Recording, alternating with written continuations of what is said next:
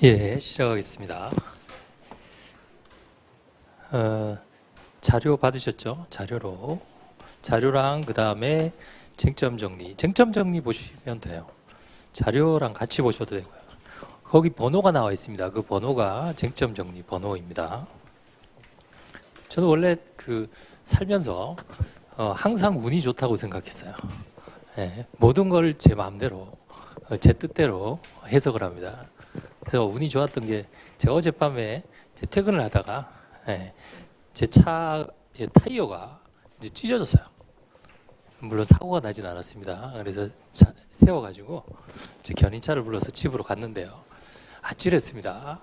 왜냐하면 오늘 아침에 사고가 나요. 타이어가 찢어졌으면 그렇죠? 제가 늦거나 어쩌면 뭐 이렇게 차질이 생길 뻔도 했는데 그래서 오늘 아침에 그렇게 생각을 했죠. 그래 어젯밤에 찢어지길 잘했다. 예. 그래서 어젯밤에 비가 많이 오면 어떡하나 걱정했었는데 아침에 보니까 비가 별로 안 오더라고요. 그래서 역시 나는 행운이 좋은 사람이다. 그리고 이제 여기 강의를 하러 오면서 안경을 이렇게 닦았어요. 근데 안경을 쓰신 분은 아시겠지만 여기 나사가 있습니다. 여기 빠지면 안경 알이 딱 떨어져요. 그럼 보통 깨집니다. 근데 거의 빠지기 직전에 제가 발견을 했어요. 예. 왜냐하면 안경이 없으면 저는 아무것도 안 보이기 때문에 그래서 제가 그 나사를 쪼으면서 역시 나는 행운이 좋구나 이렇게 생각을 했습니다.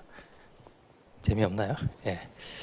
자, 오늘 두 부분으로 나눠져 있습니다. 앞부분은 주의하실 것, 그 다음에 꼭 알아두셔야 될 것, 그거를 정리를 해놨고요. 뒷부분은 제가 나누어 드렸던 그 판례 있죠. 판례 중에서 아주 중요한 판례를 한 10개만 뽑았습니다. 예. 그래서 최소한 그 판례는 알고 가셔야 된다라는 겁니다. 그래서 그 판례까지 다 설명을 해드리도록 그렇게 하겠습니다. 자, 쟁점 정리 6번부터 보겠습니다. 일반 처분이죠.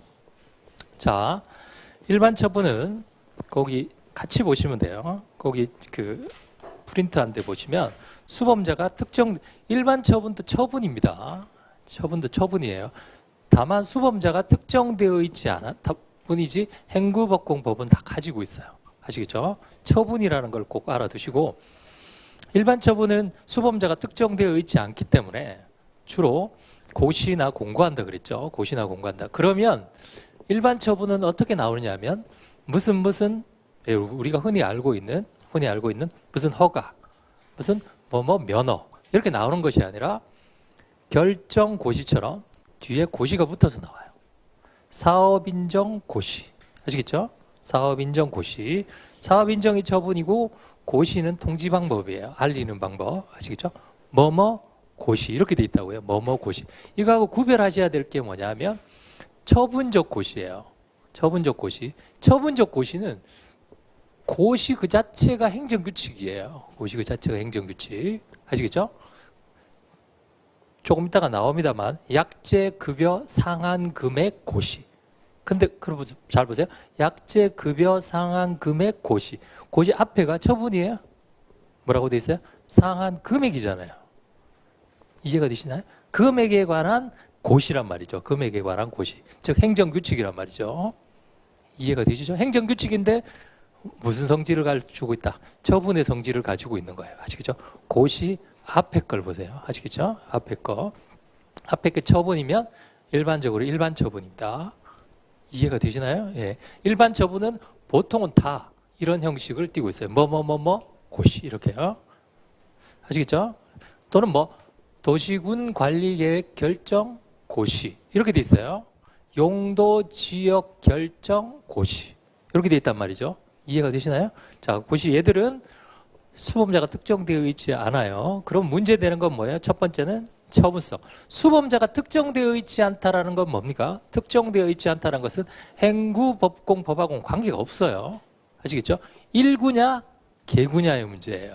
아시겠죠? 개별 구체적이냐, 일반 구체적이냐의 문제입니다. 우리가 알고 있는 행구, 법공은 구만 있으면 되잖아요. 구체적 사실. 아시겠죠?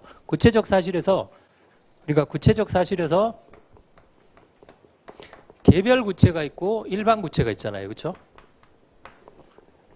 요거예요, 요거. 아시겠죠? 그러니까 일반 처분은 요거는 인정이 돼야 돼요. 아시겠죠? 이해가 되시죠? 수범자, 특정이 된다는 건 뭡니까? 고유명사 같은 것들이 들어가 있어야 된다는 겁니다. 이해가 되시죠? 요거하고 요거의 차이점은 수범자가 특정되어 있느냐, 특정되어 있지 않느냐의 차이이지 처분이냐, 처분이 아니냐의 차이는 아니에요. 처분인가는 여기서 결정이 나는 겁니다. 두 번째, 제소기간은 고시의 효력이 발생한 날입니다. 고시의 효력. 자, 일반 처분이 나오면 두 가지. 첫 번째, 처분성. 두 번째, 제소기간. 제소기간의 기산점은 첫 번째, 고시의 효력이 발생한 날. 고시의 효력이 발생한 날이라고 해도 되고요. 그 다음에 고시하고 5일 후라고 해도 돼요. 이 날이 무슨 날이 된다? 처분이 있음을 안 날이 된다. 아시겠죠? 그러니까 고시하고 나서 며칠 있다가 알게 돼도 그 안날이 현실적으로 안날이 아니라 고시한 날을 현실적으로 안날로 본다는 거예요. 이해가 되시죠? 그러면 얘가 만약에 고시한 날이면 얘는 뭐겠어요? 얘는 현실적으로 안날이죠. 아시겠죠? 현실적으로 안날. 얘는 현실적으로 안날. 얘는 고시 공고가 있었던 날 안날로 본다라는 겁니다. 아시겠죠? 그러니까 이 두 가지 차이는 뭐다? 제소기간의 차이이지 처분성의 차이는 아니라는 거예요. 이해가 되시죠? 자, 잘 알아두시고 제일 대표적인 게 청소년 유해 매체물 결정 고시입니다. 청소년 유해 매체물 결정 고시 뒤에 나와요. 대법원 판례로. 자, 그 다음에 9번입니다. 선결 문제. 선결 문제는 기출 보시다시피 딱 한 번 나왔어요. 선결 문제 유형 중에 1번 유형이 나왔어요. 1번이 뭐예요? 부당이득 반환 청구 소송 유형이죠. 2번은 국가배상 청구 소송 유형이에요. 둘 다 판례는 민사소송으로 봅니다. 자, 1유형. 선결 문제 1유형은 선기병. 선결 문제 두 번째 기판력, 세 번째 관련 청구 소송병. 요게 시험에 나온 거예요. 선결 문제 2번 유형은 뭡니까? 역시 선기병인데 선결 문제. 이건 시험에 안 나왔어요. 그래서 얘가 중요하다고요. 뭐를 제기했을 때? 국가배상 청구 소송을 바로 제기했을 때. 무엇에 대해서요? 선결 문제는 어디에서? 선결 문제의 상위 개념이 뭐예요? 어디에서 나왔습니까? 행정행위의 구성요건적 효력에서 나온 거죠. 이해가 되시죠? 구성요건적 효력에서 나온 거예요. 선결 문제는. 구성요건적 효력이 거기 때문에 결국은 행정행위의 효력이잖아요. 행정행위의 효력. 그러면 선결 문제 2번 유형에서 국가배상을 청구했어요. 무엇에 대해서 국가배상을 청구한 거다? 행정행위에 대해서. 아시겠죠? 행정행위에 대해서 선결, 여기에 나와 있는 선결 문제들은 다 뭡니까? 앞에 처분이 나와야 돼요. 저 선결 문제 1번 유형은 처분에 대해서 무슨 소송 제기했을 때? 부당이득 반환 청구 소송 제기했을 때. 대신에 부당이득 반환 청구 소송을 제기하려면 이 처분이 무슨 처분이라 해야 된다? 금전급부 함액이란다. 자, 2번은 국가배상 청구 소송. 국가배상 청구 소송은 금전급부 함액일 필요가 없어요. 자, 이렇게 외우세요. 처분에 대한 국가배상 청구 소송은 선결 문제예요. 선결 문제. 아시겠죠? 처분에 대한 무슨 처분이든지 상관없어요. 무슨 처분이든지 상관없이 국가배상 청구 소송을 제기하면 뭘 쓴다? 선결 문제를 씁니다. 아시겠죠? 무엇과 관련된 거예요? 선결 문제는 처분의 위법성과 관련된 것이죠. 아시겠죠? 그러니까 선결 문제 앞에 구성요건적 효력이고 구성요건적 효력은 행정행위의 효력이니까 선결 문제도 행정행위의 효력과 관련된 거예요. 따라서 행정행위와 관련된, 즉 처분과 관련된 것이다. 아시겠죠? 그다음 기판력은 뭡니까? 기판력은 국가배상 청구 소송 제기하기 전에 뭐가 있었을 때? 취소 소송 또는 무효 확인 소송을 제기했을 때. 기판력은 선결 문제는 구성요건적 효력이고 기판력은 판결의 효력이죠. 왜 그래요? 선결 문제는 행정행위에 대해서 바로 국가배상 청구 소송을 제기한 경우고 기판력은 처분에 대해서 취소소송 제기하고 국가배상 청구 소송 제기한 거예요. 아시겠죠? 그러니까 행정행위의 효력이 아니라 무엇의 효력이다? 판결의 효력이 되는 거죠. 아시겠죠? 판결의 효력. 요거는 시험에 나왔죠. 그 다음에 세 번째 병합도 시험에 나왔어요. 안 나온 것은 이유형의 첫 번째 거예요. 첫 번째 거는 처분에 대해서 뭘 제기했을 때 국가배상 청구 소송을 제기. 요거는 학설 판례에 대립이 있다 그랬죠. 11조를 제한적으로 보느냐.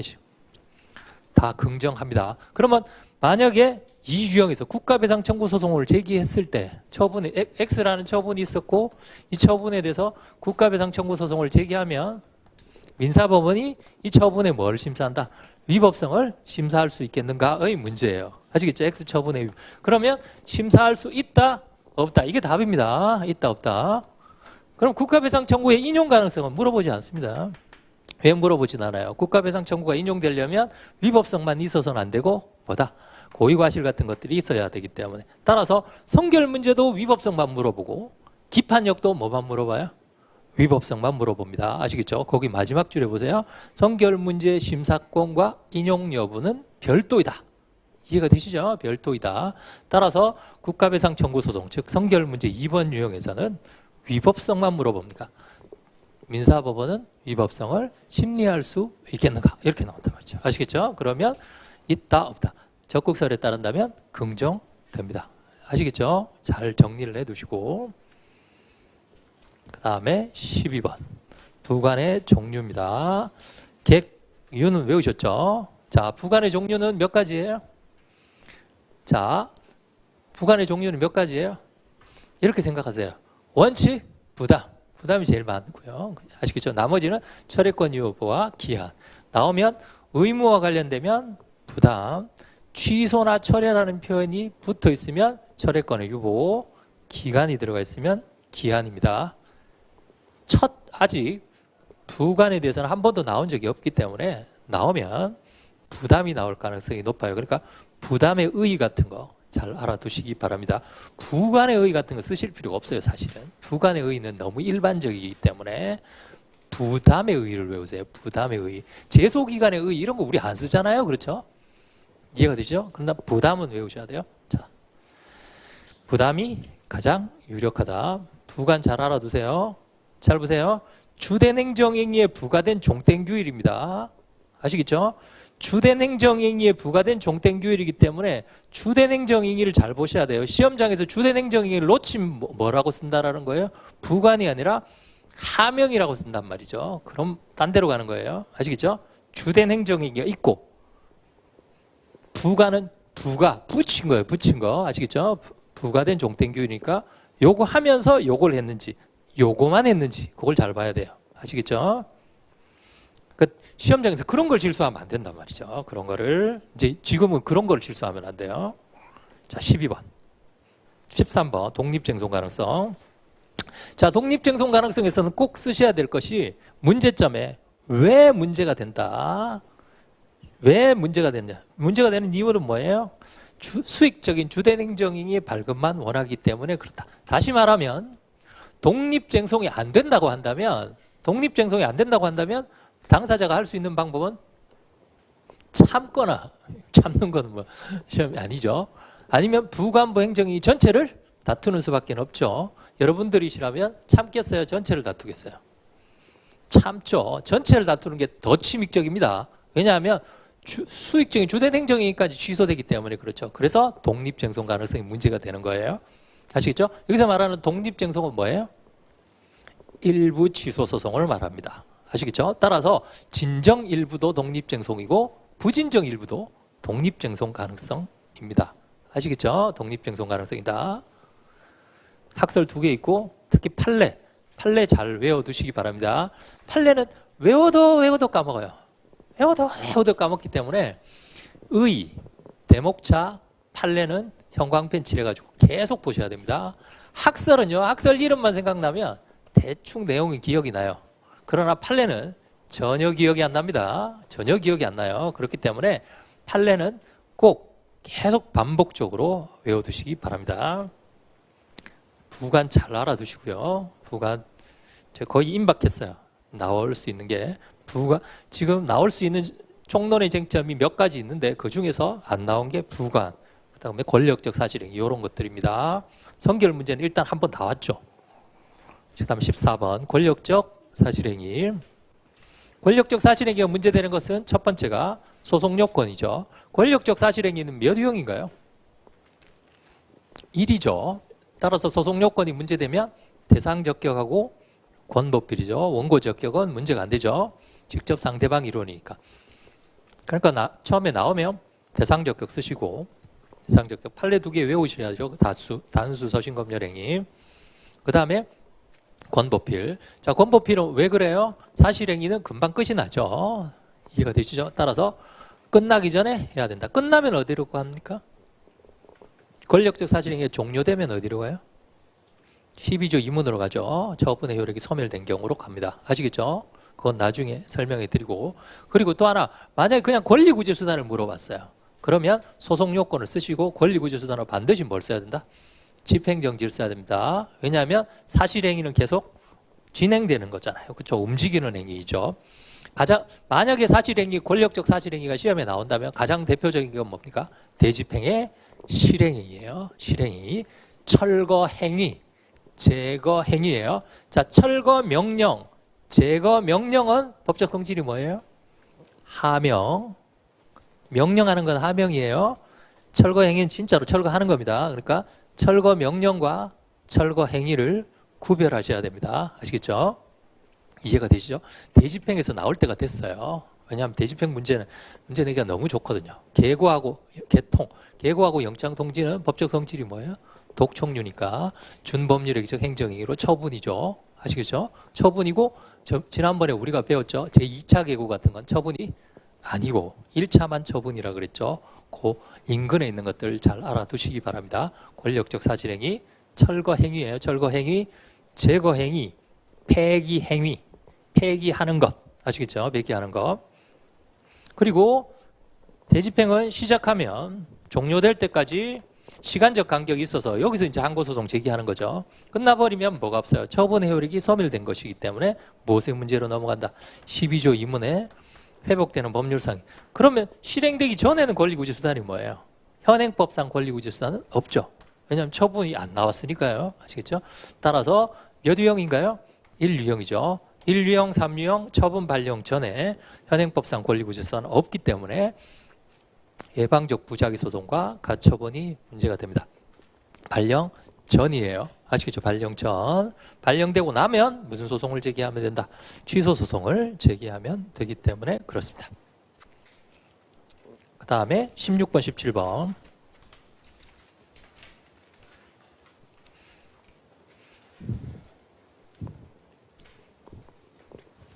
정보공개의 경우에는 두 가지라고 그랬습니다. 정보공개 청구하고 거부 처분 받았을 때 이 사람의 권리구제수단. 공개 거부 권리구제수단. 18조 이의 신청, 19조 심판, 20조 소송. 제일 중요한 건 소송이죠. 여기 이의 신청인데 뒤에 심판이나 소송을 제기할 수 있다라고 했으니까 이 이의 신청마다 진정의 성격입니다. 진정의 성격. 그리고 소송을 제기하면 원고 적격은 5조라 그랬죠. 5조. 요거 기억해 두세요. 자기하고 이해관계 없어도, 거기 주관적 관련성이 없어도 원고 적격이 인정이 됩니다. 그러면 이건 객관소송이에요? 주관소송이에요? 주관소송입니다. 아시겠죠? 주관적인 소송이에요. 즉 정보공개법 5조가 소송법 12조의 법률상 이익이 되는 겁니다. 잘 알아두세요. 자기하고 이해관계 없어도 됩니다. 알 권리 자체를 이익으로 보호하는 거예요. 아는 권리 자체를. 이해관계 없어도 돼요. 이거 잘못 생각하면 이거 객관소송으로 생각하시면 안 됩니다. 이거. 그러면 법정주의가 돼버려요. 이게. 객관소송 아니고 주관소송입니다. 20조도 소송을 제기할 수 있다 이렇게 안 돼 있고 뭐라고 돼 있어요? 행정소송법이 정하는 바에 따라서 소송을 제기할 수 있다 이렇게 돼 있습니다. 아시겠죠? 심판법도 마찬가지이고요. 그러니까 요거 주의하시고 자기하고 관련성이 없어도 된다. 두 번째는 공개결정. 자, 얘가 처분이기 때문에 얘도 처분이게 되겠죠. 처분입니다. 둘 다 처분이에요. 공개 결정하면 얘는 다툴 이유가 없죠. 그럼 누가 다퉈요? 제3자가 다투겠죠. 제3자. 제3자의 정보공개 청구. 얘는 21조에 나옵니다. 21조. 우리 문제 풀어봤죠. 정보공개 결정하고 나서 뭐 하기 전에? 실시하기 전에 30일시간적 간격 두라고 그랬습니다. 그때 소송 제기하면서 뭘 제기해야 돼요? 집행정지 신청해야죠. 집행정지 신청 안 하면 30일 지나면 공개돼 버릴 거니까. 아시겠죠? 그래서 요거는 21조, 18, 19, 20, 21. 이해가 되시죠? 예. 나누어서 알아두시면 되겠다. 그러니까 요거는 뒤에 첫 번째 거. 뒤에 거는 요거는 2유형. 요건 몇 유형이에요? 얘는 3유형이죠. 왜냐하면 정보 공개 결정 자체가 무슨 행위예요? 여기는 수익이고 누군 침익이고 여기는 침익이죠. 아시겠죠? 복효적 행정행위입니다. 아시겠죠? 정보 공개 결정, 복효적. 그러면 이건 어떻게 했어요? 정보 공개 결정을 했어요. 아시겠죠? 공개 결정. 그럼 정보 공개 결정에 대해서 취소 소송을 제기하면 되겠죠. 그럼 정보 공개 결정하기 전에는 권리구제 수단이 뭡니까? 이 사람의 권리구제. 아까 했죠? 예방적 소송이에요. 공개 결정하기 전에는. 결정 나오면 취소 소송 제기하면 되지만 몇 유형이에요? 3유형이죠. 처분 발령 전이잖아요. 그렇죠? 이해가 되시나요? 정보 공개. 선생님 결계 결정해도 잘 보세요. 공개 결정해도 실시사에 30일 시간적 간격이 있으니까 취소 소송 제기하면 되는데 예방적 부작위 소송이 무슨 실익이 있습니까? 이렇게 물어보시는데요. 우리가 시험 문제 풀어봤잖아요. 결정하고 실시 시간적 간격이 있지만 집행정지 신청하면 일반적으로 얘가 뭐기 때문에 기업이기 때문에 회복할 수 없는 손해에 해당되지 않아요. 집행정지가 보통 부정됩니다. 이 경우는 집행정지 신청에도 거의 부정이에요. 그러면 이 사람은 권리구제수단이 있기는 하지만 실효적이지 않은 거죠. 이해가 되시나요? 따라서 뭐부터 막아버려야 된다? 정보 공개 결정 발령 자체를 막아버려야 됩니다. 아시겠죠? 21조에 보면 이 사람이 정보 공개 결정을 하면 결정을 하기 전에 이 사람에게 통지해요. 너한테 정보 공개가 왔다. 내가 이제 공개할 거야 라고 하면 이 사람이 비공개 요청을 할 수도 있습니다. 요청을 할 수도 있고 그때 무슨 소송 제기하면 된다? 예방적 소송 제기하면 돼요. 아시겠죠? 예방적 부작위 소송. 물론 현행법상으로는 인정되지는 않고 있죠. 이해가 되시죠? 예. 아시겠죠? 예. 제가 이 말씀을 왜 드리냐면 그래서 이 정보 공개 결정은 일부 교수님들이 우리는 집행 뭐가 원칙이에요? 부정지가 원칙이잖아요. 그런데 일부 교수님들은 집행 정지를 해야 된다. 정지 원칙에 예외를 해야 된다라고 보고 있어요. 그 이유가 뭐예요? 집행 정지가 인정되기 어렵기 때문에 그렇습니다. 이해가 되시죠? 예. 그러면 어디로 가는 것이 좋다? 예방적 소송으로 가는 게 좋다. 왜냐하면 정보공개법도 여러분들 법전에 있잖아요. 그렇죠? 있기 때문에 되기가 좋아요. 그리고 정보공개법에서 내면은 100% 그거 나옵니다. 거부하면 무슨 사유가 나와요? 원고, 피고, 처분, 처분 사유, 소송. 처분 말고 뭐가 나와요? 처분 사유. 거부 사유가 몇 가지예요? 정보공개법 9호에서 1호부터 8호까지 있잖아요. 그렇죠? 요거 첫 추변 나옵니다. 첫 추변. 제가 처분 사유 추가 변경은 1호 빼고는 다 부정된다 그랬어요. 1호는 다른 법률이 들어가 있으니까 첫 추변이 가장 많이 나왔어요. 정보 공개에서는. 아시겠죠? 네. 자, 그 다음에 2호부터 8호까지는 무조건 부정입니다. 그럼 첫 추변이 나온다면 거꾸로 얘기하면 뭐가 나올 수도 있다? 기속력이 나올 수도 있습니다. 기속력이 나오면 다 부정입니다. 아시겠죠? 하나는 저추변 나오고 하나는 기속력 나온 문제도 있었어요. 입법고시에 똑같은 거. 아시겠죠? 2호부터 8호까지는 다 부정하면 된다. 그 다음에 20번으로 넘어갑니다. 20번. 토지보상법상의 수용재결. 원래 수용재결이 원처분이라고 그랬죠. 원처분에 대한 권리구제는 당사자가 불복하는 것이 보상금 재결. 보상금에 관한 재결이면 어디로 가요? 보상금 증감 청구소송으로 가죠. 토지보상법 85조 이하. 나머지면 항고소송으로 갑니다. 자, 오른쪽으로 가셔서 자, 보상금에 관한 재결일 경우에는 보상금 증감. 그러면 원피고가 누구예요? 토지 소유자와 사업 시행자 간에. 이런 거는 사실 안 외우셔도 돼요. 만약에 보상금 증감 청구소송이 나오면 조문 줄 겁니다. 아시겠죠? 그럼 그 조문 보고 원고, 피고 결정해서 써주시면 되겠어요. 아시겠죠? 그 다음에 후자는 항고소송 제기합니다. 보상금 이외의 재결에 대해서는 자, 이외의 재결의 경우에는 항고소송을 제기하면 되겠죠. 그래서 수용재결 있고 이의 신청할 수 있죠. 토지보상법 83조의 84조의 이의 신청이 뭐예요? 행정 심판의 이의 신청이죠. 심판이니까 재결 한 번 있고 두 번째 재결이 뭐가 된다? 재결이 된다. 그럼 원처분 있고 재결이 있으면 원죄병피. 아시겠죠? 원처분주의, 재결 자체에 고유한 위법, 관련 청구소송의 병합, 피고, 원죄병피. 아시겠죠? 원처분과 재결을 동시에 물어보면 무조건 원죄병피예요. 근데 보통 제소기간은 잘 안 나옵니다. 왜 그러냐면 원죄병피가 나오는 일반적으로 문제되는 경우 있죠. 문제되는 경우는 보통 이것도 마찬가지고요. 공무원도 마찬가지고 보통은 그런 경우에는 개별법에 제소기간 규정이 따로 규정돼 있어요. 그래서 원죄병피죄보다는 원죄병피까지가 많이 나옵니다. 아시겠죠? 그렇게 알아두시고, 특히 제가 보상금 증감 청구 소송은 시험에 많이 냈죠. 꼭 잘 알아두시기 바랍니다. 당사자 소송에서 나오면 이거 아니면 제가 늘 말씀드린 사회보장적 성격, 연금 같은 거 있죠. 연금은 뭘 받아야 된다? 공단의 지급 결정을 받아야 되고, 공단의 지급 결정을 받아서 오다가 법률 개정으로 연금 깎였을 때 지급 거부한 거 있죠. 그 처분 아니에요. 그 둘 중에 하나가 나올 거예요. 당사자 소송에 나오면. 아시겠죠? 보증서가 나오거나 그게 나오거나 형식적 당사자 소송이 나오거나 그 둘 중에 하나가 나올 겁니다. 당사자 소송에서 한 번 나왔었는데 당사자 소송에서 한 번 나온 건 약술 문제였어요. 너무 쉬운 문제였습니다. 당사자 소송에서 어렵게 나오면 정말 손도 못 대요. 그렇죠? 그 중에서 또 하나 알아두셔야 될 거, 세 번째 거는 당사자 소송은 집행정지가 적용되지 않아요. 왜 적용되지 않아요? 당사자 소송은 뭘 다투는 겁니까? 소송의 대상이 처분이에요, 법률관계. 법률관계잖아요. 그렇죠? 집행정지는 무엇에 집행을 정지하는 거예요? 처분이 집행을 정지, 효력? 그렇기 때문에 집행정지하고 당사자 소송하고 연결이 될 수가 없어요. 그럼 당사자 소송하고 연결되는 건 뭐예요? 가처분이에요. 그래서 당사자 소송은 가처분 규정이 준용될 수 있습니다. 그럼 근거가 뭔가요? 행정소송법 8조 2항이죠. 행정소송법 8조 2항이 보면 뭐라고 돼 있어요?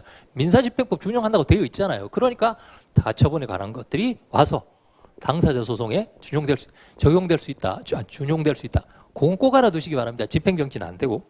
그 시험에 나왔었죠, 한번. 네. 집행정지가 안 되는 이유는 처분에 관한 것이 아니기 때문에 그렇습니다. 처분에 관한 것이 아니기 때문에. 그 다음에 22번. 이의 신청은 뭐 너무 중요하죠. 자, 잘 보세요. 제일 처음에 이의 신청이 나오면, 이의 신청이라는 표현이 나와요. 나오면 제일 먼저 뭘 봐야 되는가? 이의 신청, 정말로 이의 신청인가? 아니면 처분이 재신청인가? 그걸 먼저 봐야 됩니다. 아시겠죠? 이의 신청이라는 표현이 나오면 이게 이의 신청인가? 처분이 재신청인가? 어떻게 판단해요? 처분의 재신청은 거부 처분을 받고 1차 처분을 받고 나서 뭔가를 해야 돼요. 아시겠죠? 그리고 나서 처분을 신청해야 됩니다. 이의 신청을. 그런 경우에는 대부분 다 뭘로 봐준다? 처분의 재신청으로 봐줍니다. 처분의 재신청으로 넘어가는 순간 이거는 이의 신청 문제가 아니에요. 심판의 성격이냐 진정의 성격이냐 이런 거 쓰면 안 된단 말이죠. 그냥 이거 처분 신청해서 거부받고 이거 처분 신청해서 거부받는 각각 처분. 거기서는 뭐가 나온다? 처분이 몇 개다? 2개. 아시겠죠? 처분이 2개고 앞에 처분이 있다고 뒤에 처분하고 별개 처분이에요. 뒤에 처분이 있다고 앞에 거 소멸되는 거 아니잖아요. 처분이 2개니까. 그럼 여기서는 뭐가 나오겠어요? 제소기간이 나오죠. 제소기간은 각 진행된다. 각 진행된다. 우리가 알고 있는 이의 신청하고는 좀 다르죠. 이해가 되시죠? 왜 달라요? 우리가 알고 있는 이의 신청은 심판의 경우엔 재결서 정분 송달일이고 그 다음에 진정의 성격의 경우에는 뒤에 거는 처분이 아니고 앞에 것만 처분이죠. 아시겠죠? 앞에 것만 처분이기 때문에 그렇다. 그래서 이의 신청의 취지인지 처분의 재신청의 취지인지를 구별해서 꼭 정리를 해 두셔야 됩니다. 아시겠죠? 그 다음에 두 번째, 이의 신청은 개별법의 규정이 없어도 됩니다. 개별법의 규정이 없어도 기본법에 따라서 이의 신청할 수 있어요. 지금 기본법이 들어간 걸로 현재 알려지고 있어요. 기본법이 여러분들 법전안에 들어가 있어요. 그러니까 숫자만 외우면 되겠죠. 36조 1항. 여러분들이 제가 적어드렸죠. 36조하고 37조는 꼭 알아야 됩니다. 처분 재심사제도. 근데 37조는 뭐 그렇게 왜냐하면 처분의 재심사제도는 이게 심판이나 소송이 아니거든요. 아시겠죠? 어쨌든 이의 신청이 제일 중요하다라는 거 잘 알아두시기 바랍니다. 그리고 또 하나 이의 신청을 한 경우 제소기간이 연장되면 36조 4항. 이건 알고 계시죠? 이건 알고 계실 텐데 자, 요것과 관련해서 질문을 제가 되게 많이 받은 게 하나 있어요. 자, 기본법 한번 찾아보세요. 행정기본법.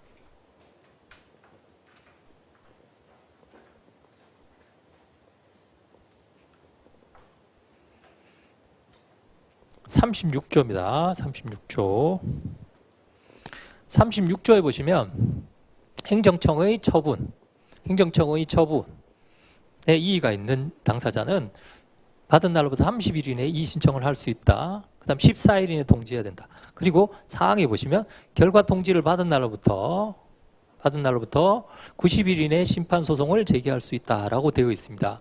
그러면 자 보세요. 처분을 받고 처분을 받은 날로부터 며칠 안에 30일 이내에 이의 신청을 해야 된다 라고 되어 있어요. 그러면 결과 통지를 받은 날로부터 이렇게 연장시켜 주는 거죠. 근데 만약에 30일 이내가 아니고 이의 신청을 60일 이내에 했어요. 60일 되는 날 했습니다. 그러면 60일이 이의 신청을 했고 결과 통지를 받으면 이 날로부터 90일인가요? 아닌가요? 아닙니다. 이해가 되시죠? 이의 신청 기간을 준수해야 제소 기간이 연장됩니다. 이의 신청 기간을 준수해. 이건 논란이 있을 수는 있지만 이건 확실해요. 왜 그렇습니까? 자, 한번 보세요. 30일 이내에 하라고 그랬는데 이 사람은 30일 이내 안 하고 3년 후에 했어요. 3년 후에 이의 신청했는데 3년 후에 이의 신청 결과 통지 받은 날로부터 90일이면 제소 기간은 뭡니까? 제소 기간 제도가 사라지는 거죠. 이해가 되시죠? 이해가 되시나요? 무한히 늘어날 수 있단 말이죠. 그렇기 때문에 이의 신청 기간 안에 이의 신청을 해야 제소 기간이 연장됩니다. 꼭 그거 알아두세요. 이해가 되시죠? 안 그러면 무한대로 연장돼 버린단 말이죠. 이해가 되시죠? 많은 분이 저한테 질문을 하셨어요. 예리합니다. 네, 예리해요. 이해가 되시죠? 네, 연장 안에 해야 된다. 이의 신청 기간 안에. 이의 신청 지나서 하면 제소 기간이 연장되지 않는다라고 봐요. 물론 해석론적으로 그럼 제소 기간이 연장 안 되면 어떻게 되겠습니까? 기본법이 적용 안 되면 뭐가 적용이 되겠어요? 원래대로 한다면 소송법이 적용되겠죠. 아시겠죠? 소송법 원처분에 따라서 계산하면 되겠습니다. 이해가 되시죠, 이거? 네, 그 다음에 됐습니다. 제소 기간이 그 옆에다가 그 자료 옆에다가 쓰시면 돼요. 제소 기간이 연장되는데 대신에 뭡니까? 이의 신청 기간 안에 신청을 해야 된다. 이의 신청 기간 안에 신청을 하지 않으면 제소 기간이 연장되지 않습니다. 그 다음에 23번 고지제도. 고지제도도 너무 중요하죠. 핵심은 고지 의무 위반의 효과입니다. 5가지. 자, 위법성 하나, 그 다음에 기관의 오고지, 기관의 오고지, 그 다음에 소송법 규정 23, 27, 그 다음 18조, 20조 이건 외워두시고요. 필요적 심판. 만약에 의무 위반이 나오면요. 종류라든지 이런 것들은 간단하게 쓰세요. 대신에 법적 성질은 잊어버리지 마시고요. 의, 법정 성질, 그 다음에 종류는 그냥 줄처리해서 쓰시고 그 다음에 의무 위반의 효과 물어보는 것만 쓰시면 되겠어요. 일반적으로는 하나만 물어보지만 보통은 3개 정도는 물어봅니다. 따라서 보통은 이제까지 기출문제를 보면 위법한가 그 다음 심판법상의 효과도 같이 쓰라 이렇게 물어봤어요. 그럼 심판법상의 효과가 아니라 쟁송법상의 효과면 심판도 쓰고 소송도 쓰는 거죠. 그러니까 5가지는 다 알아두셔야 된다는 겁니다. 아시겠죠? 꼭 5가지 정리를 해두시고 자 29번으로 갑니다. 임시처분. 임시처분은 요건만 잘 정리를 해두시면 되겠어요. 적극적 요건 3가지, 소극적 요건 하나, 보충성 요건 하나입니다. 적극적 요건 중에 법에 없는 요건이 하나 있죠. 심판 청구의 계속 그거 잘 알아두시고 적극적 요건은 누가요? 신청인이. 그 다음에 소극적 요건은 행정청이. 그 다음 보충성은요? 보충성도 일반적으로 행정청이 주장 소명합니다. 이렇게만 쓰시고 만약에 시간이 없으면 이것만 씁니다. 시간이 있으면 뭐까지 쓴다? 절차도 쓰시고요. 아시겠죠? 절차는 준용 규정 보면서 뭐 준용 규정이에요? 집행정지 준용 규정이죠. 따라서 집행정지 보면서 이름을 뭘로 바꾸면 된다? 임시처분으로 바꿔가지고 쓰시면 돼요. 잘 정리를 해두시고 이 임시처분은 2, 3만 되는 거 아닙니다. 1, 3도 됩니다. 1, 3은 일반적으로 집행정지로 목적 달성할 수 있지만 1, 3 유형 중에 집행정지로 목적 달성할 수 없는 것들도 있어요. 불합격 처분 같은 거. 아시겠죠? 불합격 처분. 불합격 처분 정지되면 합격 아니라 그랬죠. 불합격 처분 정지되면 합격도 불합격도 아닌 상태가 됩니다. 그렇기 때문에 그 경우에도 임시처분이 필요합니다. 그 다음에 30번 인용재결의 종류. 일반적으로 취소 심판은 일부 변경 명령 재결. 얘들은 뭡니까? 다 분필 사례들이죠. 1번, 2번, 3-1번이에요. 주의하실 게 하나 있습니다. 일부 취소와 변경을 구별하셔야 됩니다. 일부 취소. 자, 쪼개진 거 3개월, 1개월. 양적인 변경은 일부 취소이고요. 질적인 변경, 3개월 과징금, 이건 변경이에요. 그러니까 늘 말씀드렸죠. 일부 취소하고 변경을 구별해서 주셔야 된다라는 거. 그리고 대법원 판례도 분필 사례에서 몇 개만 있다 그랬어요.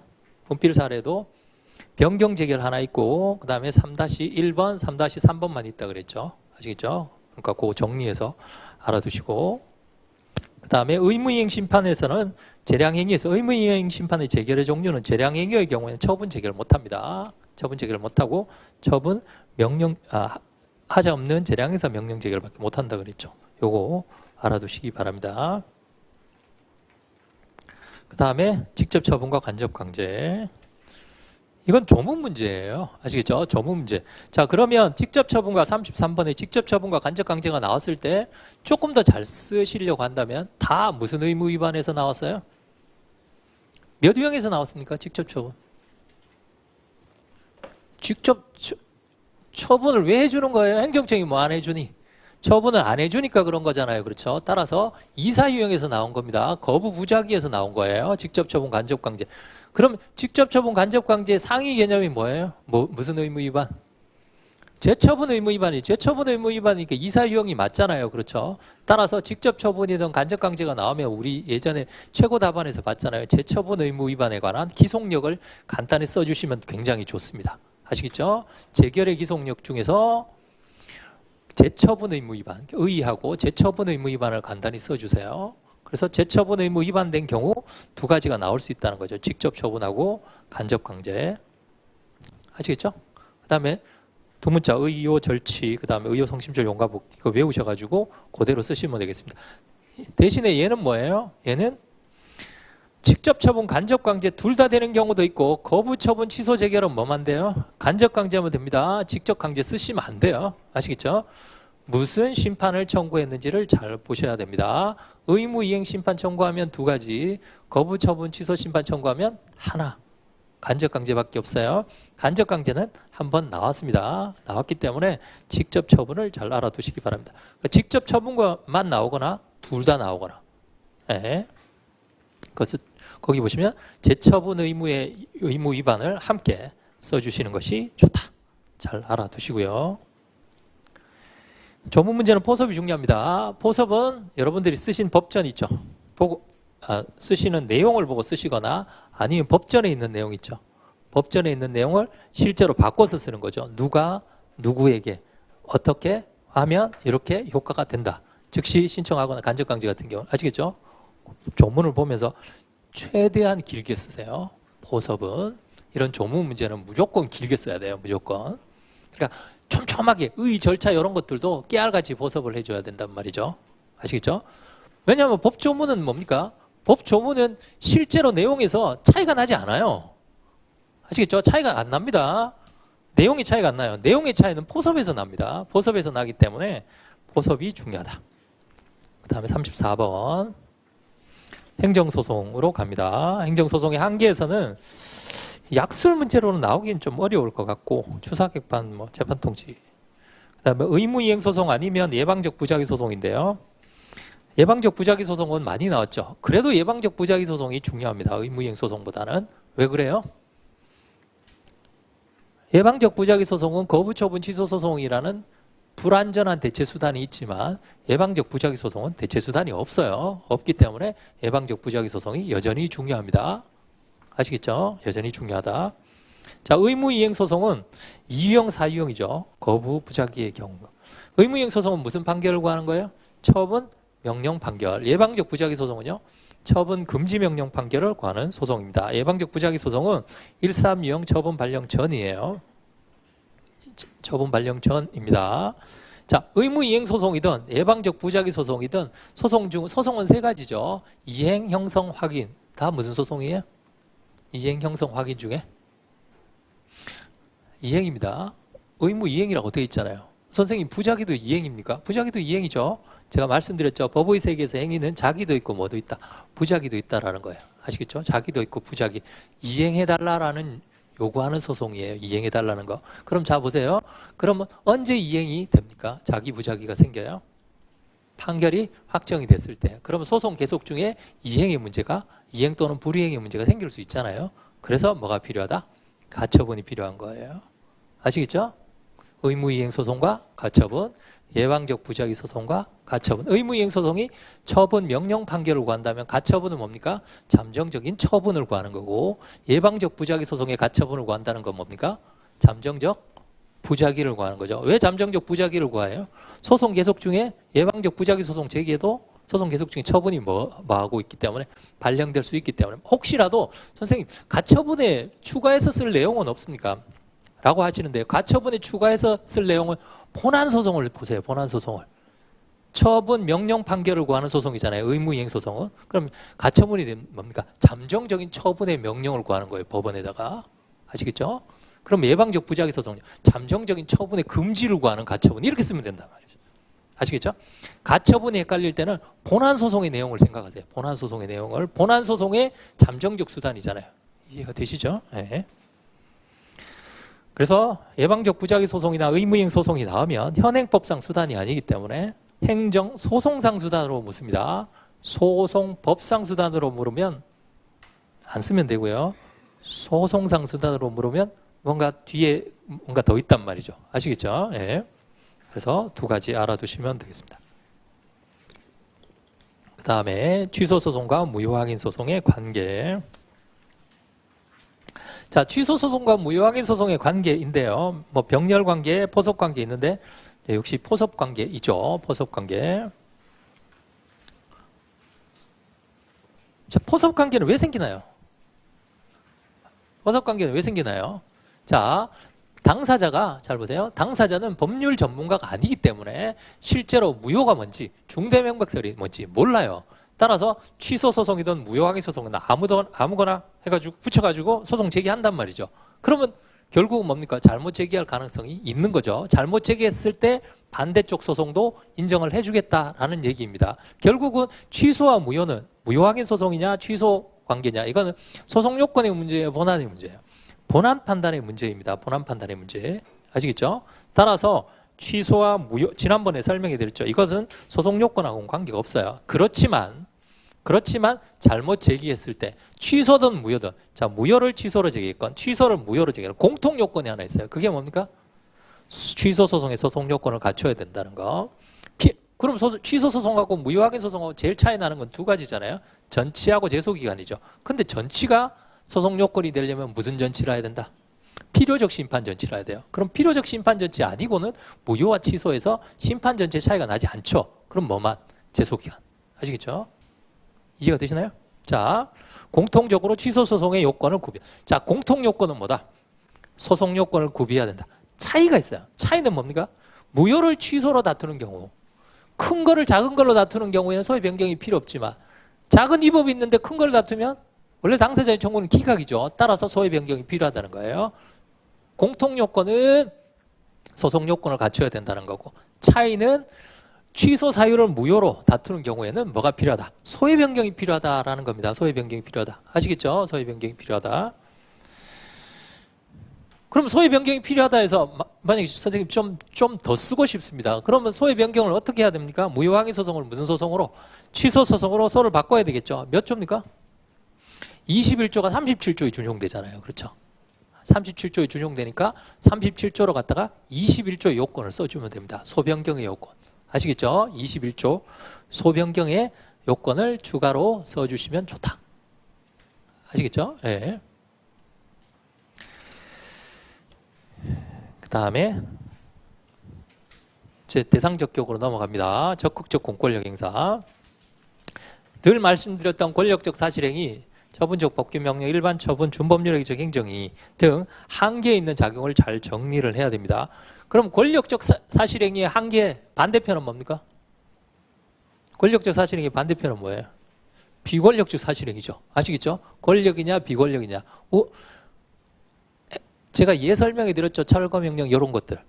왠지 강제력이 행사될 것 같은 것 이외에는 보통 다 비권력 작용이에요. 그럼 방법은 권력적 사실행위의 예를 싹 외워버리면 돼요. 나머지는 비권력입니다. 아시겠죠?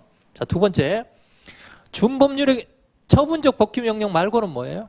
그냥 법규명령이죠. 자, 그럼 비권력적 사실행위는 몇 번 탈락이에요? 4번, 5번. 법규명령은요? 2번, 3번. 그럼 법규명령 2번, 3번이에요. 조례, 예를 들어 조례가 나왔어요. 조례는 몇 번 탈락이에요? 자, 법률. 잘 보세요. 법률, 법규명령, 행정규칙인 고시훈령, 행정규칙, 조례. 전부 법규명령하고 똑같아요. 2번, 3번이에요. 뭐가 나오든지 다 2번, 3번 탈락입니다. 그러니까 하나만 외우면 된단 말이죠. 비권력적 사실행위는 4번, 5번 탈락이니까 비권력적 사실행위다라고 하는 순간 4번, 5번 탈락이에요. 그건 답이 나와요. 아시겠죠? 그러니까 법 집행행위 말고 그냥 법들이 있죠. 법률, 법규명령. 얘들은 몇 번 탈락이다? 항상 2번, 3번 탈락이에요. 2번, 1, 2 법률, 법규명령이 나오면 1, 2, 3, 4까지만 하고 5번은 하지 마세요. 5번은 법적 행위는 O가 될 수도 있고 X가 될 수도 있어요. 그 순간에 그거 생각하면 시간만 갑니다. 1, 2, 3, 4번에서 끝. 이해가 되시죠? 그러니까 법규 명령은 법적 행위가 될 수도 있고 안 될 수도 있어요. 그건 우리 시험범위 바뀝니다. 그거는 이제 그 헌법 소원과 관련된 거예요. 시험범위 바뀌니까 법규 명령 나오면 1, 2, 3, 4번에서 끝. 근데 그냥 법규 명령이 나올 리는 없죠. 나오면 처분적 법규 명령이 나올 가능성이 높아요. 그러면 처분적 법규 명령인지 그냥 법규 명령 어떻게 구별해요? 제가 써드렸잖아요. 행구 법공할 때 구는 뭐다? 고유명사가 있는지를 보면 돼요. 아시겠죠? 고유명사가 있는지. 이해가 되시죠? 고유명사가 있으면 처분적 법규명령. 그럼 조례도 고유명사가 있으면 그 앞에. 아시겠죠? 고유명사가 있으면 그렇게 된다. 조례는 안 나오겠죠? 나오면 법규명령 아니면 고시예요. 법규명령 아니면 고시. 그 다음에 또 하나 한 게 있는 게 뭐예요? 준법률행위적 행정행위 통지 맞은편에 있는 게 뭐예요? 준법률행위적 통지인데 준법률행위적 행정행위가 아닌 거. 사실의 통지. 아시겠죠? 사실의 통지. 그러니까 사실의 통지, 준법률행위적 행정행위. 그냥 법규명령, 처분적 법규명령. 이해가 되죠? 권력적 사실행위 비권. 요 경계에 있는 것들이 시험에 나온다라는 겁니다. 이해가 되시죠? 네. 따라서 사실의 통지도 뭡니까? 상위 개념이 비권력적 사실행위죠. 따라서 사실의 통지도 4번, 5번 탈락이에요. 그리고 마지막 줄, 그 행정작용의 법적 성질을 써주시면 돼요. 행정작용의 법적 성질에 대해서 자신이 없으면 쓰지 마세요. 뭔지 모르겠다. 그럼 쓰지 마시고 그냥 행구법권 법만 판단하시고요. 아, 이건 내가 정확하게 알고 있다. 분명히 아는 게 나올 겁니다. 정확하게 알고 있다. 그런 법적 성질을 써주세요. 아시겠죠? 뭐 하명 이런 것들은 시험에 안 나옵니다. 명령했는데 그건 처분이 그게 시험에 나오겠어요? 시험에 안 나와요. 시험에 나오는 것들은 요 4-5개 안에서 나옵니다. 아시겠죠? 요 4-5개 안에서 잘 보시면 되겠어요. 많이 물어보십니다. 왜냐하면 처분이 인정되는 것과 부정되는 것 판례가 엄청 많잖아요. 그렇죠? 수천 개입니다. 수천 개까지는 안 되겠죠. 수백 개는 되겠죠. 근데 그거 다 외우실 필요 없습니다. 왜냐하면 시험에는 그 범위가 있어요. 그 범위가 전혀 외진 거 갖다 내면 저도 모릅니다. 그거 아시겠죠? 저도 모르기 때문에 우리가 배운 거 안에서는 정확하게 맞추겠다라고 생각하시면 돼요. 그 배운 거 안에서 나옵니다. 아시겠죠? 그 다음에 그러면 행구, 법공, 법. 보통은 이렇게 문제가 되는 거나 이렇게 문제가 돼요. 제일 많이 문제가 되는 건 이거랑 이거예요. 그 중에서 시험에 제일 많이 나오는 건 5번입니다. 법적 행위, 권리 의무에 직접 영향을 미치는 거. 이게 시험에 제일 많이 나와요. 그런데 거부 처분의 경우에는 다양합니다. 여기 말고 또 뭐가 있어요? 신청권이 있거든요. 신청권. 그래서 거부 처분은 신청권 여부를 물어보는지를 잘 보셔야 돼요. 신청권 여부를 물어보는지. 이해가 되시죠? 그러니까 공권력 행사인데도 상대방에게 신청권이 있는지 없는지 요걸 물어보는지를 잘 보셔야 돼요. 그래서 보통 거부 처분은 5번 아니면 6번을 물어본 문제입니다. 6번은 신청권이니까 무슨 관련성이에요? 신청권이니까 권리잖아요. 그렇죠? 그 사람과의 관련성이에요. 요 사람에게 있느냐? 요 사람에게는 없느냐? 요걸 물어보는 경우는 보통 신청권 문제예요. 아시겠죠? 보통. 그래서 거부 처분은 요걸 물어보는 거지 요걸 물어보는지 잘 보셔야 돼요. 거부 처분의 신청권. 여기 보시면 거부 처분의 경우 4번, 5번인지 6번인지를 잘 구별해서 써주셔야 됩니다. 보통 신청권을 물어보는 문제는 4번, 5번이 명백히 5인 경우예요. 아시겠죠? 명백히 5인데 이 사람에게 권리가 있겠나? 이렇게 했단 말이죠. 아시겠죠? 예. 예전에 부작위에 나왔을 때 뭐라고 했냐면 신청을 했는데 철거명령 해제 신청인가 그랬습니다. 철거명령 해제 신청. 그 철거명령 같은 경우에는 뭡니까? 행구복궁법이 다 해당이 되잖아요. 그렇죠? 근데 철거명령을 해지명령 그걸 해제해달라고 신청을 한 거예요. 해제해달라고 신청. 그렇기 때문에 이 부분이 아니라 이 부분이 됩니다. 이 부분. 아시겠죠? 이 부분 잘 알아두시고. 그래서 만약에 이게 신청권 문제다라고 보여지면 일단 몇 유형인지를 먼저 봐야 돼요. 보통은 이사 유형의 경우에는 법규상 신청권이 보통 인정이 됩니다. 이사 유형이 뭡니까? 신청을 요하는 행정입니다. 신청을 요하는 것들, 허가, 수리 이런 것들 아시겠죠? 수리를 요하는 신고, 수리 이런 것들은 다 인정이 돼요. 근데 1유형의 경우에는 나중에 그 최신 판례에서 뒤에서 보겠습니다만 1유형은 신청권이 원칙적으로 없어요. 신청권이 왜 없습니다. 1유형은 이 사람이 신청받아서 하는 거예요? 아니면 행정청이 직권으로 하는 거예요? 행정청이 직권으로 하는 겁니다. 행정청이 직권으로 하는 거. 행정청이 직권으로 하는 것이기 때문에 신청권이 없습니다. 일반적으로. 예를 들어서 무허가 건축물이 있는데 무허가 건축물을 철거해야 돼요. 철거할 권리가 있습니다. 얘가. 행정청이. 그런데 이 사람이 철거 안 하고 있어요. 철거 안 하고 있습니다. 그럼 이 사람이 철거를 신청합니다. 누구한테요? 이 사람에게 철거하라고요? 이렇게 몇 유형이에요? 몇 유형이에요 이거? 4잖아요 4. 자기한테 처분을 해달라고 거절하는 것은 2유형이고 제3자에게 처분을 해달라고 신청하는 건 몇 유형이에요? 4유형입니다. 4유형. 왜 이러시나요? 처분 이렇게 하라고 신청하는 게 4유형입니다. 4유형. 제가 설명 안 해드렸나요? 설명해 드렸잖아요. 이렇게. 신청을 했는데 이렇게 거절했어요. 이해가 되시나요? 이렇게 거절하면 이 사람이 거부처분 취소소송을 다투겠죠. 이 4유형은 뭐냐면 자기에게 처분을 해달라는 것이 아니라 제3자에게 처분을 해달라고 신청을 하는 거예요. 아시겠죠? 그것도 똑같아요. 거부처분. 그러면 소송 제기하면 이것도 거부처분 신청권으로 판단을 하거든요. 거부처분. 그런데 보세요. 철거명령. 철거명령은 내가 직권으로 내리는 건가요? 행정청이 아니면 신청해서 철거명령 내리는 거예요. 직권으로 내리는 거죠. 그래서 이 경우에는 거부처분에도 거부처분에 뭐가 없다? 신청권이 없는 거죠. 이제 아시겠죠? 그래서 주로 1, 3용, 특히 3유형도 주로 신청권이 없습니다. 이렇게 되는 경우. 아시겠죠? 이렇게 되는 경우도 신청권이 없어요, 주로. 자, 그렇게 정리를 해 두시면 되겠습니다. 조리상 신청권 여부로 보통 판단한다. 그러니까 제가 늘 우리가 뭐만 했어요? 늘 우리가 2유형만 했잖아요. 근데 4도 있습니다. 처분을 해달라고, 여기다 처분을 해달라고 하는 경우도 있어요. 그런데 아까 보셨다시피 이 경우 철거해달라고 신청을 했는데 신청을 거절했어요. 그러면 보통은 신청권이 없겠죠. 신청권이 없겠죠. 이건 어때요? 이 무허가 건축물 때문에 잘못 넘어지면 자기 집이 큰일 날 것 같아요. 아시겠죠? 자기 집이 큰일 날 것 같아요. 그래서 이 사람이 여기다 신청을 했습니다. 이거다 처분해달라고. 그럼 이 사람의 권리 줘야 돼요? 말아야 돼요? 이해가 되시죠? 무슨 신청권이 인정될 수 있다는 거예요? 조리상 신청권이 인정될 수 있다 이 말이에요. 이런 경우에는. 이해가 되시죠? 네. 그러니까 자기하고 신청권도 주관적인 권리이기 때문에 자기하고 이해관계가 있어야 돼요. 자기하고 이해관계가. 자, 그래서 그거 정리를 해 두시고 4도 거부처분입니다. 2만 거부처분 아니고 4도 거부처분이에요. 2는 뭡니까? 자신에게 처분을 해달라는 거고 4는 제3자에게 처분을 해. 근데 제3자에게 처분을 해달라는 것도 자기하고 이해관계가 있어야 돼요. 자기하고 이해관계가 없이 만약에 제3자에게 처분을 해달라 그럼 무슨 소송이에요? 이거는 신청권이 인정되지 않아요. 권리가 있는 무슨 소송이야? 이건 객관소송이죠. 객관소송이니까 어디로 넘어가야 돼요? 법정주의로 주민소송 같은 걸로 넘어가는 수밖에 없단 말이죠. 우리가 주민소송에서 배웠잖아요. 제가 이거 뭐 다리 무너질 때 자기 집과 관련되면 이건 주관소송이고 자기 집하고 상관없이 아시겠죠? 그거는 객관소송이라고 그랬죠. 그거는 법정주의로 넘어갑니다. 법정주의로. 그 다음에 그래서 요거 신청권 잘 봐두시고요. 요거 신청권. 신청권 중에 제일 중요한 판례가 하나 있어요. 제일 중요한 판례가 제일 끝에 나와 있습니다. 자, 그 다음에 38번 재결. 재결은 일반론. 재결 자체 고유한 위법입니다. 재결 자체 고유한 위법.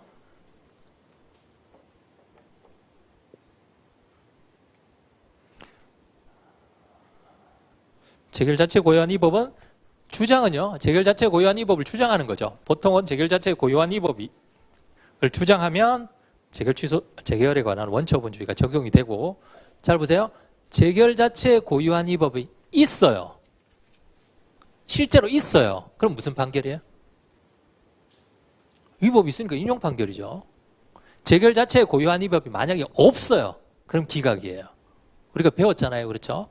그러니까 현실적으로 있느냐 없느냐의 문제하고 재결 자체에 고유한 위법을 주장하는 건 다르다고 그랬잖아요. 그렇죠? 재결 자체에 고유한 위법을 주장하는 게 대상 적격 문제예요. 그리고 여러분들 책에 보시면 그 다음 페이지에 114페이지 보시면 재결 자체에 고유한 위법이 없는 경우에는 무슨 판결을 한다? 기각 판결한다고 되어 있잖아요. 그럼 재결 자체에 고유한 위법이 있으면 무슨 판결을 하겠어요? 인용 판결을 하죠. 당연히. 이해가 되시죠? 그러니까 이거는 사실은 원처분주의하고는 관계가 없다고요. 이건 본안 판단의 문제이고 원처분주의는 원처분을 고를 건가 재결을 고를 건가 그 대상 적격의 문제예요. 아시겠죠? 그래서 헷갈리지 마시고요. 그 다음에 두 번째는 재결주의입니다. 재결주의는 예를 꼭 알아두시기 바랍니다. 중감, 특이죠. 자, 재결주의는 필요적 심판 조치죠. 논리적 필요적 심판 조치예요. 논리적 필요적 심판 조치. 행정소송법을 한번 보겠습니다. 행정소송법에 보시면 18조입니다. 18조. 18조 1항에 보시면 법령이 본문은 임의적 전치고 단서에 보시면 다른 법률에 행정심판의 재결을 거치지 않는다면 취소서 이거는 뭐예요? 법률상 필요적 심판 전치주죠. 법률상. 2항 보세요. 1항 단서의 경우에도 법률상 필요적 심판 전치의 경우에도 3항에 보시면 1항 단서의 경우에도 법률상 필요적 심판 전치의 경우에도 예외가 두 가지 나오는 거예요. 그러면 잘 보세요. 재결주의는 법률상 필요적 심판 전치예요? 아니면 논리적으로 필요적 심판 전치예요? 논리적 필요적 심판 전치죠. 따라서 필요적 심판 전치의 예외인 18조 2항과 3항은 재결주의에는 적용되지 않습니다. 아시겠죠? 이해가 되시나요 이거? 재결주의에는 적용되지 않아요.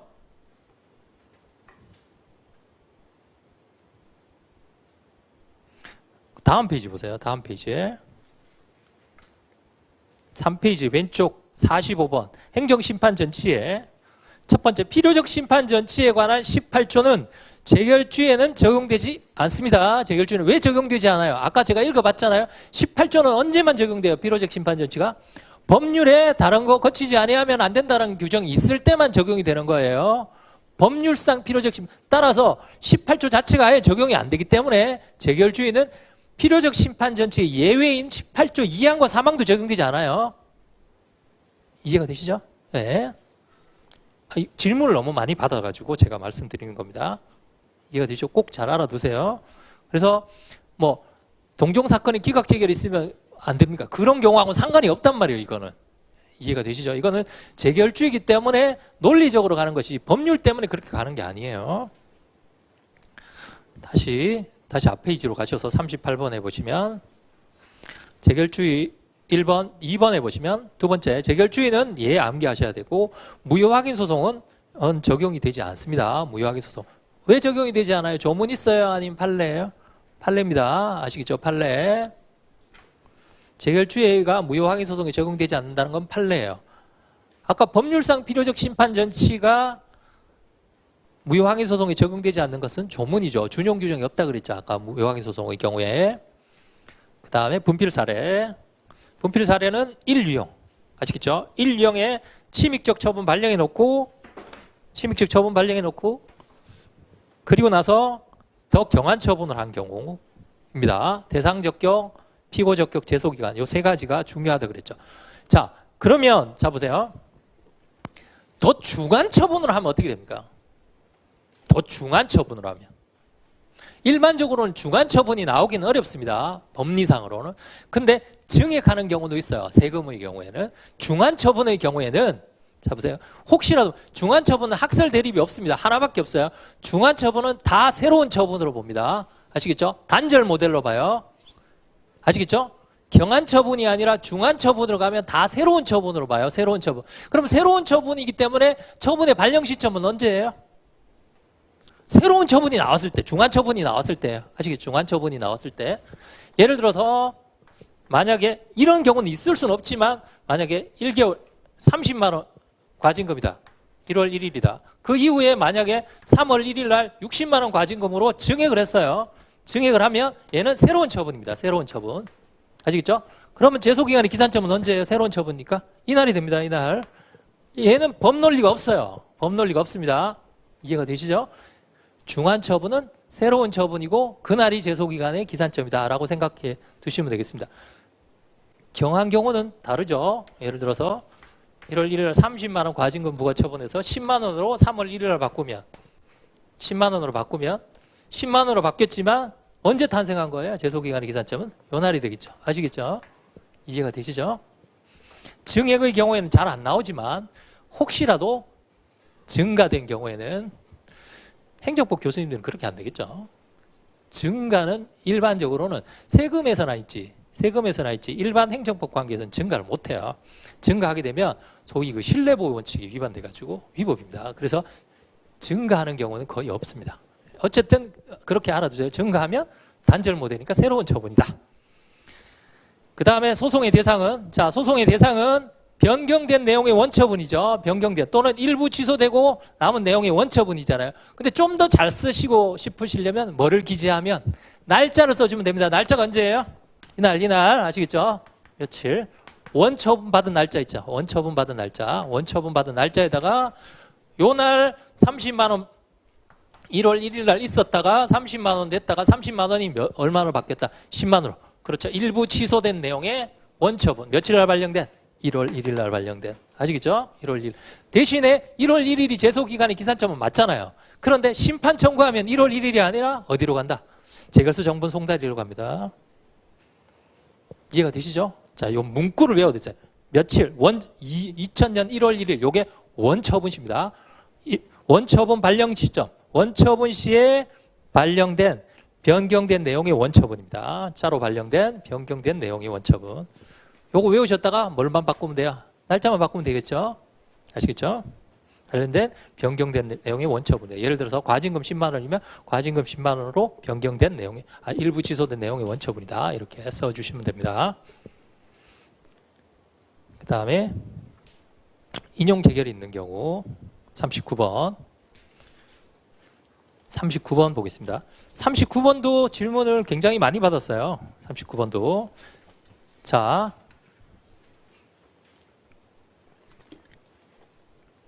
1번에 보세요. 책에 보시면 형성 재결이 있는 경우, 형성 재결이 있고 재결 결과의 통보가 항고 소송의 대상이 되는지. 그러면 취소 재결이 있고 그에 따라서 취소 처분이 있으면 얘는 취소 재결이 형성 재결이기 때문에 얘는 뭡니까? 사실의 통지로 처분이 아니라 그랬죠. 거기 그렇게 돼 있잖아요. 그렇죠? 얘는 취소 재결이니까 인용 재결이니까 재결 자체에 고유한 위법이 있으면 되고 얘는 되지만 얘는 안 된다. 라고 되어 있잖아요. 그렇죠? 여기에 형성 재결. 그러나 잘 보세요. 그 전제가 뭐냐 하면 1유형입니다. 1유형. 예를 들어서 과징금 100만 원이에요. 과징금 100만 원 취소되고 나서 아시겠죠? 취소됐습니다. 알려준. 이건 두 번 알려주는 거잖아요. 그렇죠? 따라서 얘만 소외 대상이 되고 얘는 소외 대상이 되지 않아요. 형성 재결. 그런데 이게 과징금이 아니라 이유형의 허가 거부면 어떻게 됩니까? 거부되면 거부 처분 취소 재결이 되고 거부 처분 취소되면 그대로 끝이에요? 아니면 재처분 의무가 발령됩니까? 재처분 의무가 발령이 되죠. 후속 처분이 나오잖아요. 그렇죠? 후속 처분이. 아시겠죠? 그러면 취소 재결이 있고 재처분 의무에 따라서 후속 처분이 나오게 된다. 그러면 이 법리하고 같아요? 달라요? 다르단 말이죠. 이 논의는 여기에만 적용되는 거예요. 여기에는 당연히 뭡니까? 취소 재결이 있고 재처분이 나와야 될 거 아니에요. 재처분. 그러면 이 논의는 어디에 해당이 됩니까? 39번에 2번이에요. 2번. 아시겠죠? 39번에 2번. 자, 39번에 2번은 뭐라고 돼 있어요? 명령 재결이에요. 처분 명령. 의무이행 심판 청구. 이 노란 거는 무슨 심판 청구한 경우예요? 취소 재결이 나왔으니까. 거부 처분 취소 심판. 거부 처분 취소 심판을 청구한 경우고 그거 말고 거부 처분이 있었는데 무슨 청구한 경우? 의무이행 심판을 청구하면 똑같잖아요. 그렇죠? 처분 명령 재결 나오고 처분 명령 재결에 따라서 무슨 처분? 재처분이 나오잖아요. 재처분. 요거하고 요게 같단 말이에요. 요거하고 요게. 이해가 되시죠? 그러니까 여기에 요게 형성 재결이니까 선생님 형성 재결 결과에 통보는 처분이 아니라면서요. 그럼 이 형성 재결 결과 처분이 아니에요. 이거는 얘는 어디에서 시작했기 때문에? 이유형에서 시작했기 때문에 그래요. 그러니까 얘는 누구하고 같다? 얘하고 같은 겁니다. 얘하고. 따라서 얘도 처분이 되고 얘도 처분이, 이게 병조원설이잖아요. 그럼 얘도 뭐예요? 얘도 처분이 되고 얘도 처분이 됩니다. 아시겠죠? 둘 다 처분이 된다.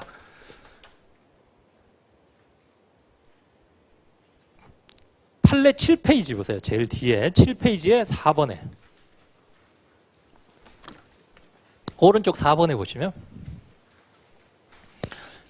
방금 제가 거부 처분 취소 재결 있고 후속 처분 있으면 둘 다 처분이 된다 그랬어요. 처분이 되지만 뭐는 안 된다.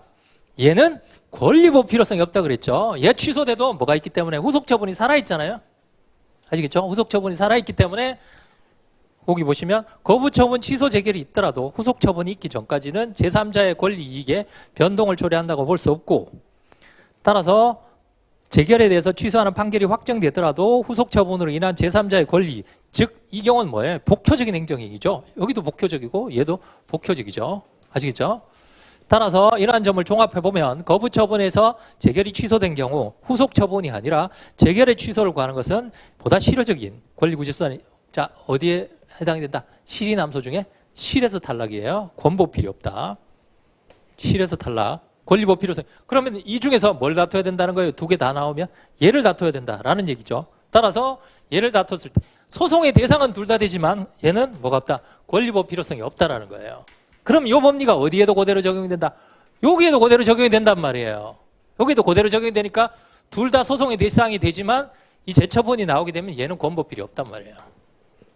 이해가 되시죠? 그러니까 요 논의는 요쪽 논의가 아니라 요쪽 논의라는 거예요. 2유형. 아시겠죠? 2유형. 얘는 1유형. 왜냐? 1유형은 취소 재결이 되면 후속 절차가 없죠. 어떤 분이 물어보시더라고요. 선생님, 취소 재결했는데, 취소 재결, 형성 재결인데 후속 처분 왜 나옵니까? 형성 재결, 후속 처분 필요 없잖아요. 형성 재결은 그걸로 법률 관계 형성되는 건데 왜 그렇습니까? 그래서 제가 그러면 행정소송법 30조 2항에 재처분 의무는 왜 나와요? 거부처분 취소 심판, 거부처분 취소 소송 판결 받았는데 재처분 의무 왜 나와요? 그건 법이 그렇게 했기 때문에 그런 거예요. 법이 그렇게 했기 때문에. 아시겠죠? 안 배웠습니까? 거부처분 취소 이해가 되죠? 왜냐하면 132형은 취소되면 그걸로 끝이죠. 더 이상 나갈 필요가 없고 반복 금지로 가지만 2사는 뭡니까? 취소된다고 그게 끝이 아니잖아요. 무슨 의무가? 재처분 의무가 나오기 때문에 간접강제로 가는 거잖아요. 그렇죠? 간접강제. 여기도 마찬가지로 그렇기 때문에 얘가 간접강제로 가고 얘는 직접 처분 간접강제로 가는 거예요. 이해가 되시죠? 이 판례 굉장히 중요합니다. 꼭 잘 알아두시기 바랍니다. 자, 그래서 39번에 보시면 인용재결이 있는 경우에 소송의 대상 자료로 넘어오셔서 형성재결이 있는 경우 형성재결 결과의 통보는 132유형에 해당하는 경우입니다. 요거. 따라서 2유형에서 거부처분 취소재결은 구속처분이 발령되어야 하는 경우이기 때문에 명령재결과 그에 따른 재처분의 문제. 이건 이거의 문제예요. 아시겠죠? 이거의 문제. 그래서 다음 이 명령재결과 그에 대한 재처분 문제와 요거요. 요거와 뭐는 다르다? 분필 사례는 또 달라요. 또 얘하고 분필 사례는. 왜 분필 사례는 달라요? 분필 사례는 잘 보세요. 분필 사례는 원처분이 있고 취소됐어요. 그리고 나서 남은 부분이 있는 경우예요. 남은 부분이 있는 경우. 선생님 너무 헷갈립니다. 그럼 분필 사례는 무슨 재결이 있는 경우에? 변경, 명령 재결이 있는 경우입니다. 변경, 명령 재결. 3-1번 변경, 명령 재결이 있는 경우와 구별해야 됩니다. 얘는 변경, 명령 재결이 아니잖아요. 그렇죠? 얘는 무슨 재결이에요? 거부, 처분, 취소 재결이고. 그럼 선생님 이거는 이해가 되는데 이거는 취소 재결인데요. 자, 잘 보세요. 분필 사례는 무슨 취소 재결이에요? 1번과 2번은 재결이잖아요. 1번이 뭐예요? 일부 취소예요. 일부 취소. 2번은 뭐예요? 변경 재결이에요. 분필 사례가 되는 이유는 뭡니까? 이렇게 처분이 있는데 그 중에서 일부만 없애고 나머지 부분이 남아있는 거잖아요. 이건 나머지 부분이 남아있는 게 아니잖아요. 없어졌어요. 얘는 끝이에요. 전체가 다 취소됐기 때문에 후속 처분이 발령될 필요가 없다고요. 이해가 되시죠? 얘는 전부. 자, 분필 사례는요.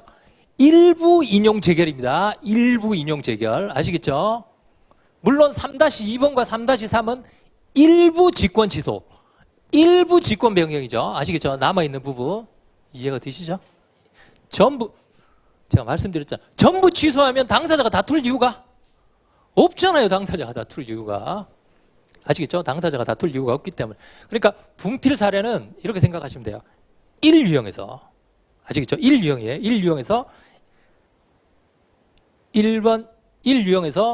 분필 사례 1번과 2번은 1번, 2번, 3-1번은 심판 청구를 한 경우. 그래서 일부 인용을 말하고 그다음에 3-2번과 3-3번은 직권 일부 취소를 말하는 거예요. 직권 일부 취소. 일부만 취소한 거예요. 아시겠죠? 이해가 되시죠? 그러니까 얘하고 구별하셔야 됩니다. 그러니까 처분 명령 재결은 요거. 처분 명령 재결은 변경 명령 재결은 분필. 아시겠죠? 처분 명령 재결은 요거. 변경 명령 재결은 분필 사례로 넘어간다. 그다음에 다음 오른쪽으로 가셔서 명령 재결과 그에 따른 재처분은 대상 적격의 문제이고 권보필이 문제되는 경우에는 후속 처분을 다퉈야 되고 명령 재결을 다퉈서는 권보필이 인정되지 않습니다. 아시겠죠? 인정되지 않는다. 요거예요. 요거. 아시겠죠? 요거 인정되지 않습니다. 잘 알아두시고. 그러니까 요걸로 나올 수도 있고 요걸로 나올 수도 있어요. 대법원 판례는 요 경우는 대상 적격 판례만 있어요. 요 경우는 권보필 판례만 있습니다. 그렇기 때문에 합쳐지면 둘 다 대상 적격은 인정이 되지만 둘 다 요 부분에 대한 뭐는 없다. 권리보 필요성은 없다라는 겁니다. 아시겠죠? 권리보 필요성은 없다. 이 부분 중요합니다. 꼭 잘 알아두세요. 왜냐하면 몰라서 못 쓰는 것이 아니라 헷갈릴 수도 있어요. 헷갈릴 수도 있습니다. 그러니까 정리를 잘 해두셔야 됩니다. 그 다음에 40번 원고 적격. 전형적인 문제는 뭐 경쟁자 소송, 경원자 소송, 이웃 소송이죠. 문제가 아닌 경우, 경쟁, 경원, 이웃 소송이 아닌데 원고 적격 문제가 나와요. 그럴 때는 참조 조문에 있는 내용을 쓸어 담아가지고 구해야 됩니다. 참조 조문에 있는 내용. 왜 그래요? 원고 적격은 뭘로 인정이 됩니까? 의무 사익보상으로 인정이 되는 거죠. 법률상 이익이 있어야 되겠죠. 그러면 어디에서 이익이 나와요? 법률에서 나오는 거죠. 그러니까 법률을 쏟아부어서 결정을 하고 그 다음에 헌법 규정도 보충적으로 고려할 수 있다. 이렇게 써주시면 됩니다.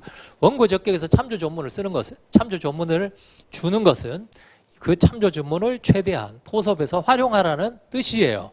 참조 조문을 줬는데 그걸 갖다가 포섭에서 활용 안 하면 그건 뭐 무의미해지는 거죠. 아시겠죠? 그러니까 싹 쓸어 담아서 거기다가 다 집어넣으세요. 그 다음에 두 번째, 인용 재결이 있는 경우 우리 많이 배웠죠. 지방자치단체의 원고 적격은 단체의 원고 적격을 묻든지 그 다음에 단체장의 원고 적격을 묻든지 다 같은 논점입니다. 대신에 뭐예요? 인용 재결에 대해서 다툴 때 또는 직접 처분 또는 간접 강제에 대해서 다툴 때입니다. 뭐는 아니에요? 처분이 아니에요. 처분에 대해서 다툴 때. 처분은 왜 안 됩니까? 처분에 대해서 다툴 수 없나요? 다툴 수 있어요. 아시겠죠? 다툴 수 있는데 처분은 왜 안 나오느냐? 처분은 기속력이 미치지 않기 때문에 그래요. 인용 재결은 기속력이 미치기 때문에 기속력을 받는 단체장이 소송을 제기하기 때문에 문제가 되는 거예요. 아시겠죠? 기속력을 받는 사람이라 해야 됩니다. 기속력을. 따라서 시험에는 처분이 아니라 인용 재결. 기속력은 어디에만 미쳐요? 인용 재결에만 미치는 거죠. 기각 재결은 안 미치니까 인용 재결. 아시겠죠? 인용 재결. 이해가 되시죠? 인용 재결. 기각 재결은 안 미칩니다. 기각 재결. 기각 판결에도 미치지 않아요. 기각 판결에도. 그러면 기각 재결이나 처분에 대해서 기각 재결이나 기각 판결이 났어요. 잘 보세요. 변호사 시험에도 나오는데 기각 재결이나 기각 판결이 났어요. 그런데 행정청이 반성하고 직권 취소할 수 있나요? 반성해서 기각이니까 처분이 되살아 있을 거 아니에요. 이해가 되십니까? 과징금 부과했는데 과징금 위법합니다. 또는 부당합니다. 심판 청구했는데 기각됐어요. 소송했는데 기각됐어요. 그러면 그 과징금을 행정청이 스스로 직권 취소할 수 있나요? 있습니다. 왜 없어요? 왜 있어요? 기각 재결 또는 기각 판결은 뭐가 미치지 않기 때문에 기속력이 미치지 않기 때문에 자기가 스스로 직권 취소할 수 있는 거예요. 이해가 되시죠? 우리 알고 있잖아요. 그렇죠? 인용의 경우에만 미칩니다. 기속력은. 기각의 경우에는 미치지 않아요. 각하도 마찬가지고. 아시겠죠? 주의하시기 바랍니다. 그래서 인용 재결 또는 직접 처분 간접 강제를 다투는 문제임을 주의해야 됩니다. 인용 재결은 당연히 재결이니까 소송의 대상이 되고 직접 처분은 뭐예요? 성질이? 처분이죠. 간접 강제는 뭐예요? 간접 강제도 처분입니다. 따라서 다 항고소송의 대상은 돼요. 그러니까 뭐만 문제가 된다? 원고 적격만 문제가 됩니다. 아시겠죠? 원고 적격만 문제가 된다. 잠깐 쉬었다가 하죠. 15분 한 번만 쉬겠습니다. 15분.